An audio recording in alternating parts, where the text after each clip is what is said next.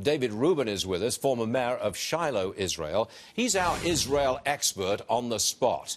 David, the question that everybody's asking here is, has this the potential to turn into a nasty regional war? What's your answer?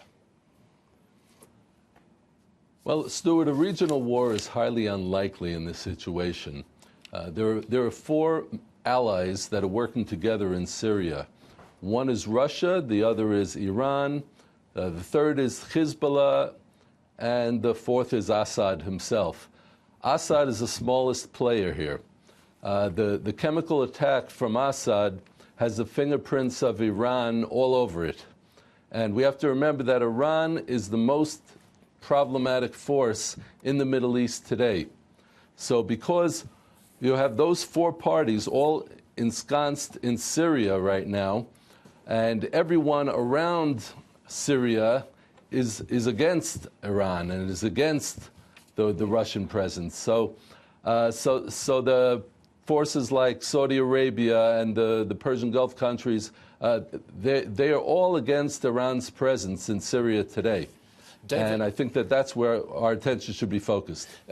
David, there is some concern in America and elsewhere that it has not yet been proven that it was Assad who laid out those chemical weapons and gassed those women and children. You've just said it was Assad and it's got Iranian fingerprints all over it. Can you back that up? Oh, of course.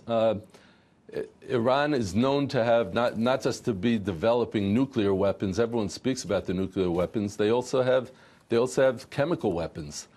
So they've been developing all this for years. And look, Assad by himself is an emasculated force. He's suffered a lot from the defeats that have happened over the years to his forces.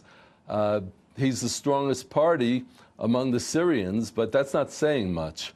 Iran is in there. The Iran Revolutionary Guard is in Syria, and they're being protected by Russia, by Putin.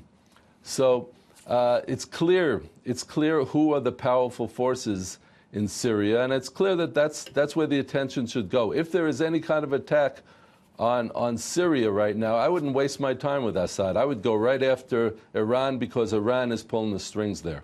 Now, what about the price of oil? It's gone up quite sharply in the last few days because of the situation in Syria. Do you expect that to continue, the price going up? Well, it's a natural thing that when there is conflict in the Middle East, so the markets get a little bit nervous. And they get nervous about the oil supply. But we have to remember that the oil supply in the Middle East comes mainly from Saudi Arabia, from the United Arab Emirates. Those are the major sources of Western oil today. Iran is still pumping oil, but most of it is going to China. So I don't think that there's a reason to be nervous right now. I think that the focus should be on stopping Iran. And in fact, I could point out that the Crown Prince of Saudi Arabia is very, very nervous about the Iranian presence and would be very happy to see an attack on Iranian forces in Syria. Got it. David Rubin, it's always a pleasure having you report direct from Israel. You're right in the middle of it, and we appreciate that. David Rubin, everyone, thanks for joining us, sir. Appreciate it.